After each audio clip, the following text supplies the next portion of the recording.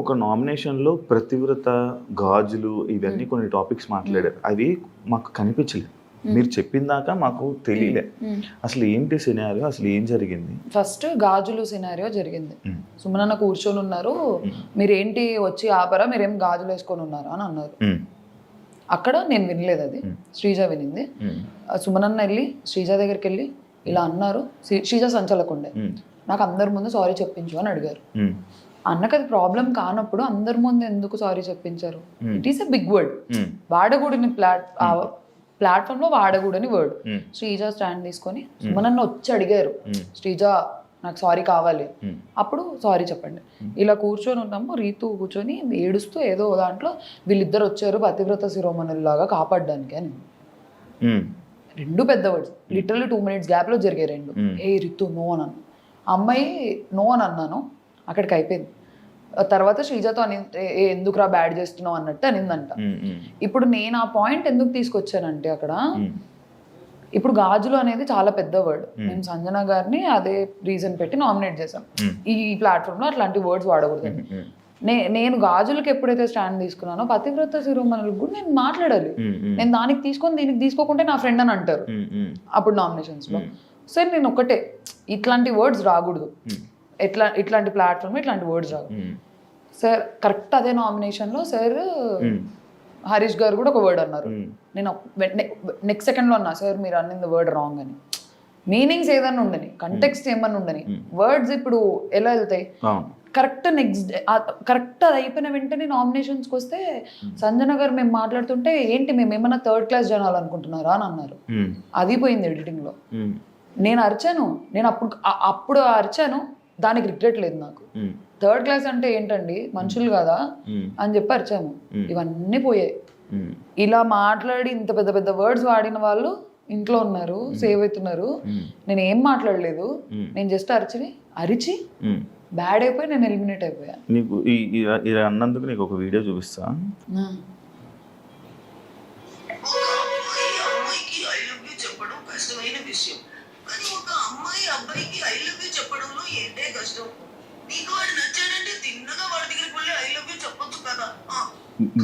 నేను ట్రోల్ చేసిన దాంట్లో ఇలా నేను ట్రోల్ చేస్తున్నాను, దానికి వాళ్ళందరికీ ఏమైనా ఆన్సర్ ఇవ్వాలనుకుంటున్నావా? ఏం ఆన్సర్ ఇవ్వాలి? ఇప్పుడు నాకు ట్రోల్స్ ఎంత ఉందో అంతే లవ్ ఉంది, అంతే సపోర్ట్ ఉంది. మేము కూడా లవ్ చేస్తున్నాం. అసలు నాకు ఎంత ఎమోషనల్ అయిపోతానో నేను ఆ మెసేజెస్ చూస్తే, అక్క ఎలిమినేట్ అయ్యావు, అన్ఫేర్, అది ఇది అని చెప్పి. ఇంత సపోర్ట్ ఉంది, ఇంత ఫాలోయింగ్ ఉంది, ఇంత లవ్ ఉన్నప్పుడు నేను ఇంకా ట్రోల్స్ కి ఏం ఆన్సర్ ఇవ్వలేను. అమ్మ బాబోయ్, అస్సలు ఏంటండి రసం అన్నం ఎలా తింటారండి? స్పూన్ తో ఇలా పాష్ గా అలా తినాలా? నేను మా ఇంట్లో ఎలా తింటాను, అన్నం వేసుకొని రసం వేసుకొని ఇలా తింటాను. దీపికా పదుకొనే తింటారు అని చెప్తారు ఎప్పుడు, నేను రసం ఇలా తింటాను. దీపికా పదుకొని రసం అని కొడితే వచ్చేస్తుంది మీకు. ఎవరైనా మీరు ఎలా తింటారు రసం? తాగుతారా? నేను ఎలా తింటాను, అన్నం ఇలా తింటాము, ఇలా వస్తే ఇలా అన్నమా. దాన్ని కూడా ట్రోల్ చేశారు. మామిడి పండు కట్ చేసుకొని తింటారేమో, పాష్ వాళ్ళకి నచ్చిండకపోయిండొచ్చు. నేను మామిడి పండు మంచిగా ఇలా తినడం నాకు ఇష్టం, అది ఒక ఫీల్. స్పూన్ తో తినే ఫీల్, చేత్తో తినే ఫీల్ స్పూన్ తో తింటే వస్తుందా? రాదు కదా. దాన్ని కూడా ట్రోల్ చేశారు. దానికైతే బాధ అనిపించింది. ఏంటి నేను ఏమన్నాను, తింటాను, ఇలా తింటే ఇష్టం అని అన్నాను, అది కూడా తప్ప. దాన్ని రోత బ్యాచ్ అన్నారు. నేను చెప్పలేను, చేసేవాళ్ళు చేస్తారు, కానీ అంతే సపోర్ట్ ఉంది. ఈ నెగిటివిటీని, నీ ఎలిమినేషన్ని బయటికి రాగానే చూడంగానే నీకు అని ఏమనిపించింది? చాలా హర్ట్ అయ్యా. ఎవరు హర్ట్ అవ్వరు, ఎందుకు? నేను ఏం చేశా? నాకు అదే క్వశ్చన్. ఇంత పెద్ద పెద్ద వర్డ్స్, ఇంత పెద్ద గొడవలు, కేవలం నేను అరవడం వల్ల నేను ఎలిమినేట్ అయ్యానంటేనే నాకు అవ్వట్లేదు, నాకు ఇప్పటికీ అవ్వట్లేదు. అరవడం వల్ల ఏనా ఇంత వర్డ్స్ జరిగాయి, ఎన్ని డిస్కషన్స్ జరిగాయి, వాళ్ళు బాగానే ఉన్నారే. అరవడం వల్ల నేను ఎలిమినేట్ అయ్యా మొత్తానికి. మీ ఇంట్లో వాళ్ళు, బయట ఫ్రెండ్స్, ఫ్యామిలీస్ రియాక్షన్స్ ఏంటి? వాళ్ళు చూసింది నాకంటే చాలా ఎక్కువ. నేను లోపల వాళ్ళని ఆడిచ్చాన్న ఫీలింగ్ వచ్చింది, నాకేం కాదు. ఎంత వేసేసారు అసలు మా మమ్మీ, మా డాడీ, ఇంకా నా ఫ్రెండ్స్ అయితే అసలు వాళ్ళు భయపడే వాళ్ళంట. వామ్మో ఇప్పుడు ఏమొస్తుంది ట్రోల్ అని. నేనే అంటగా ఎక్కువ నెగిటివ్ అంత. అగ్ని పరీక్షలో ఎక్కువ పాజిటివ్ నేనయ్యా, ఇక్కడ ఎక్కువ నెగిటివ్. ఏదైనా నువ్వే క్రియేట్ చేయ.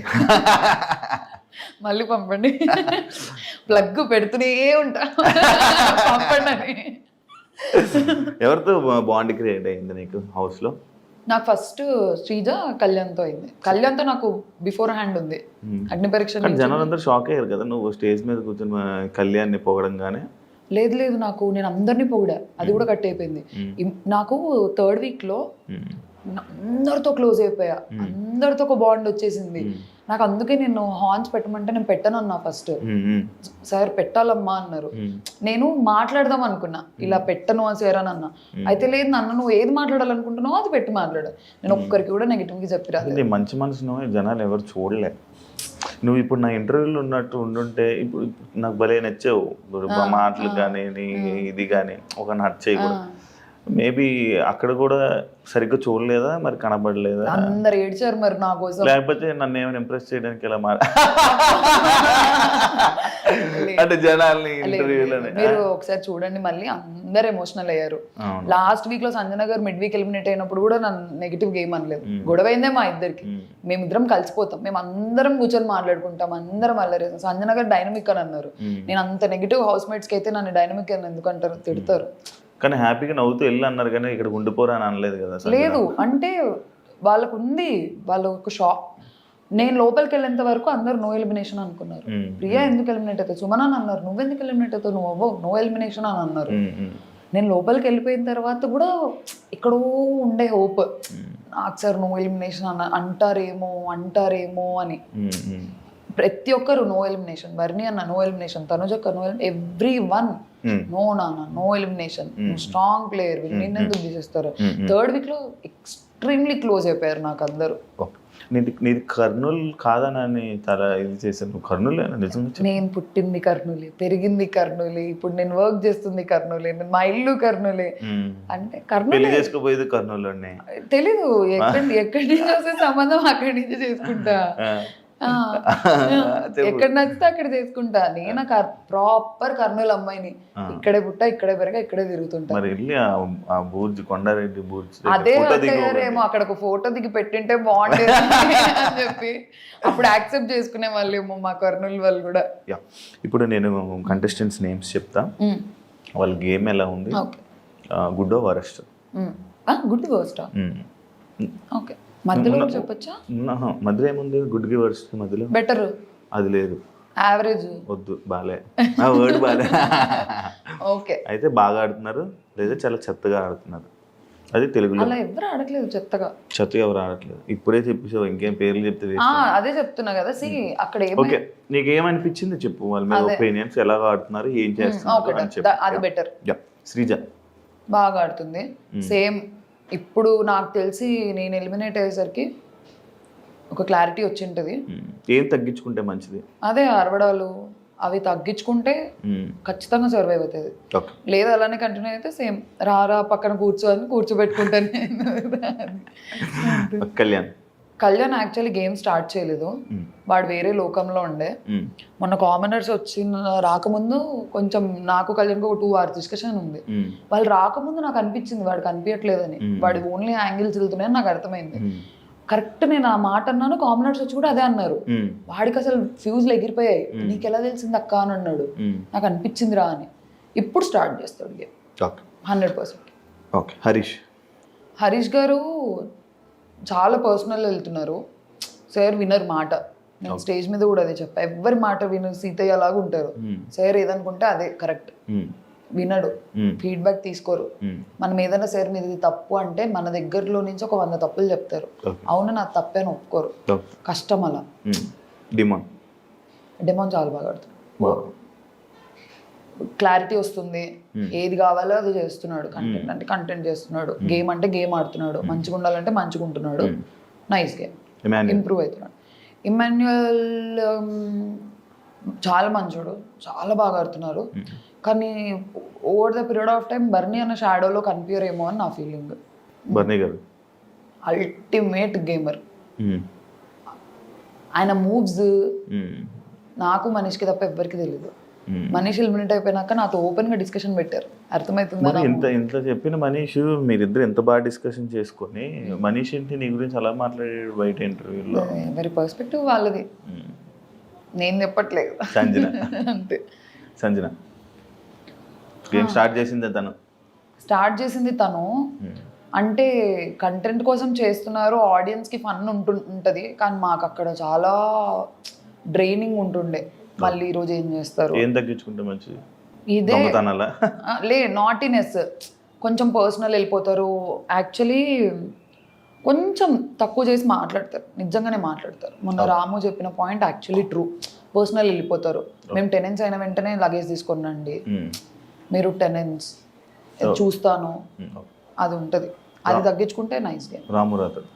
రాము గేమ్ ఆడుతున్నాడా లేదా అనేది మాకు ఒక క్వశ్చన్ మార్క్. మేము రాముకి అక్కడ నిక్ నేమ్ ఇచ్చుకున్నాం ఓవర్లాప్ అని. ఏది మాట్లాడాడు, అతని మాట ఎవ్వరూ లెక్క చేయరు. నా దగ్గర కూర్చొని ఫీల్ అవుతుంటాడు, వినట్లేదురా అని. నువ్వు మాట్లాడు, నువ్వు నిలబడు, మాట్లాడు, అప్పుడు ఎందుకు వినరు అని నేను. ఫ్లోరా ఇంప్రూవ్ అవుతున్నారు over the period of time. First week ఇప్పటికి ట్రై చేస్తున్నారు. లాంగ్వేజ్ బ్యారియర్ ఉంది. తనుజక్క ఏమో, అక్క చాలా మంచిది, చాలా అంటే చాలా మంచిది. గేమ్ వరకు వచ్చేసరికి సేమ్ ఫీలింగ్, బర్నీ గారు షాడోలో ఉన్నారు అని ఫీలింగ్. రీతు ఏది గేమ్ లేదు, ఏం లేదు, అంత స్ట్రాటజికల్గా అంత ఆలోచించదు. ఏది వచ్చింది ఏది మాట్లాడదాం అని చెప్పి. రితు కూడా చాలా అరుస్తుంది చెప్పాలంటే. రితునే దగ్గర నుంచి వర్డ్స్ రితు అరుస్తుంది. ఇవి తగ్గించుకుంటే game is nice, efforts nice. Suman Shetty bro చాలా ఇంప్రూవ్ అయ్యారు. ఫైనల్గా ఆడియన్స్కి ఏం చెప్పాలనుకో? ఆడియన్స్కి ఏం చెప్పాలనుకోవట్లేదు. నెగిటివిటీ వచ్చింది, ఓకే, పాజిటివ్ ఎలాగే యాక్సెప్ట్ చేశాను, నెగిటివ్ అలానే యాక్సెప్ట్ చేస్తాను. కానీ నాకు ఇప్పటికీ ఇంత నెగిటివ్లో కూడా నాకు నెగిటివ్ 1% ఉంటే నాకు 99% లవ్వే ఉంది జనాల మీద, వాళ్ళకి నా మీద. మీకు అది బయట కనిపించట్లేదేమో కానీ నాకు వచ్చే మెసేజెస్, నాకు వచ్చే ఇవి ఐఎమ్ సో గ్రేట్ఫుల్. ఇప్పటికీ వస్తున్నాయి messages. Super, thank you so much Priya interview ఇచ్చినందుకు. ప్రియా శెట్టి, హరిప్రియా శెట్టి. ఇంకా ఇండస్ట్రీలో నేను యాక్టింగ్ అంటే ఇష్టం కాబట్టి నీ కెరియర్ని బాగా సక్సెస్ అవుతావని, మంచి ఆపర్చునిటీస్ వస్తాయని కోరుకుంటున్నాను. Wish you all the best and congratulations Bigg Boss season contestant. Thank you so much. చూసారు కదా ఇంటర్వ్యూ. ఇంకో కంటెస్టెంట్తో మళ్ళీ ఇంకో గెస్ట్తో మళ్ళీ మీ ముందు కలుస్తా. అంతవరకు thank you so much, love you all, by.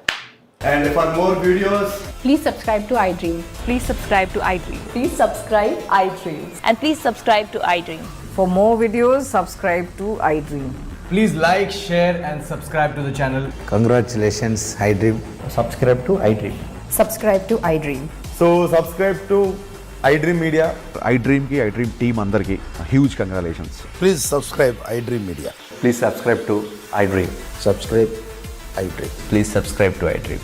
iDream అంటే నా కళల ఛానల్ను సబ్స్క్రైబ్ చేసుకున్న నోరు తిరుగుతలేదు, మీరైతే గంట గుర్తు కొట్టండి. For more such videos, please subscribe to iDream. Subscribe to iDream. Please subscribe to iDream. Please subscribe iDream Media. Please do subscribe to iDream. Please subscribe to iDream Media. For best entertainment and information, please subscribe iDream. And don't forget to subscribe to iDream.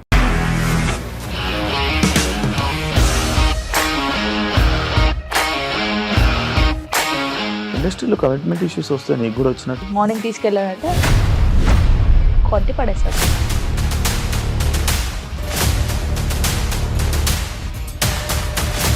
ఒక్కళ్ళు కూడా చూడలేదు ఈ cinema అని చెప్పడానికి కూడా చాలా ధైర్యం కావాలి. అది నిజం కదా, దాంట్లో ధైర్యం ఏంటి? నెక్స్ట్ డే ప్లేట్ మార్చేస్తే తప్పు కదా. As of now we are comfortable this అని నేను అనుకుంటున్నాను. రష్మిక గారిది మీది ఒకే ఊరు అంట కదా? నీకు కోపం వచ్చిందంటే బాగా తిట్టేత్తరా? తిట్టేద్దామండి. నిజంగా గేమ్ ని ఎలా చేంజ్ చేయగలిగారు? ఏపీఎస్ఎఫ్సి వాళ్ళకి 6 నెలల్లో నేను 6 లక్షలు కట్టా. బిజినెస్ చేయాలనుకుంటే it is as difficult as riding a tiger.